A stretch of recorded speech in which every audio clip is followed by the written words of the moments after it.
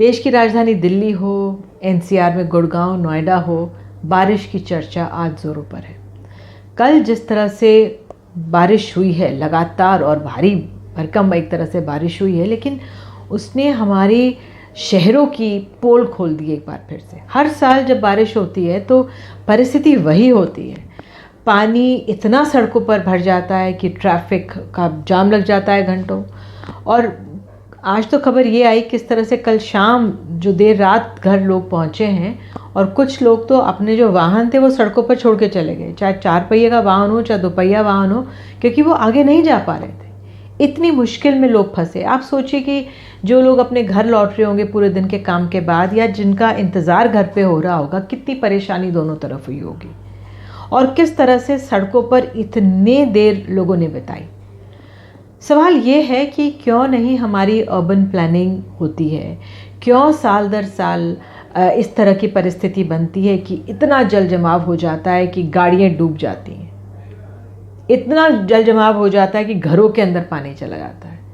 गुरुग्राम को आप millennium city बनाना चाह रहे थे, दिल्ली के कुछ इलाके, दिल्ली देश की राजधानी है, नोएडा के भी कुछ इलाकों से खबरें हमें आई हैं। क्यों इस ओर तवज्जो नहीं दी गई? इतनी बड़ी बड़ी इमारतें गुड़गांव में बनी हुई हैं और हमेशा से ये कहा गया है कि भाई पानी की निकासी होगी कि नहीं। तो जो बेसिक इंफ्रास्ट्रक्चर है उसकी क्यों अनदेखी की जाती है? हर साल एमसीडी जो निगम है वो कहते हैं कि भाई हमने तो गाद साफ़ कर दी, नालियों में जो गाद जम जाती है हमने नालियों की सफाई कर दी है, इस बार प्रॉब्लम नहीं होगी, लेकिन हर साल वो प्रॉब्लम खड़ी हो जाती है। तो ये अपने आप में बहुत ही अहम सवाल है। अब हम सब स्मार्ट सिटी बनना चाहते हैं, लेकिन स्मार्ट सिटी की फहरिस्त में फिर कौन सा शहर आएगा, आप ये बताइए। उत्तर प्रदेश से भी खबरें आ रही हैं, छोटे शहर हैं लेकिन वहाँ पे जो ग्रामीण इलाके हैं, कई इलाकों में 4 दिन से बारिश हो रही है। एक तो फसल पे इतना बुरा असर पड़ा, दूसरी बार जो लगातार बारिश हुई उससे 1-2 घर भी ढह गए, बताया गया 13 व्यक्तियों की मौत हुई है। तो बारिश का कहर अपने आप में ये है, प्रकृति है जिसका हमें मुकाबला करना है।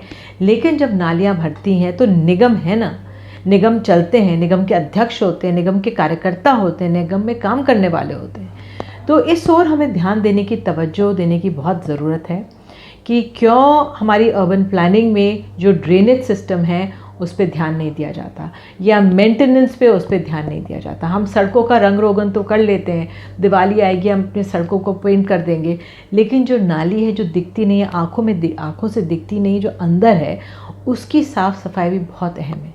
आज से बहुत साल पहले मैंने एक शो किया था इसी पर, जिस तरह से जल जमाव था, तो हम एमसीडी में गए थे। उन्होंने तब मुझे बताया था कि जो ज़्यादातर ड्रेनेज सिस्टम है दिल्ली का वो अंग्रेज़ों के ज़माने का बना हुआ है और उनकी सफाई करते हैं, लेकिन हर साल ये समस्या हो जाती है। अब बहुत साल बीत गए, मुझे पता नहीं कि नई ड्रेनेज सिस्टम हमारा बना है कि नहीं, नई नालियाँ हमारी कितनी बनी हैं, ये अपने आप में है, और साफ़ सफाई कितनी होती है। तो इसी विचार के साथ कि हम अगर इमारतें खड़ी करते हैं तो उसकी जल निकासी है उस ओर भी हमें ध्यान देना चाहिए, क्योंकि ये बहुत अहम हो जाता है। जब फिर बाद में बरसात होती है तो बरखा रानी फिर सब पे बरसती हैं। तो इसी के साथ आज के लिए इतना ही। नमस्कार।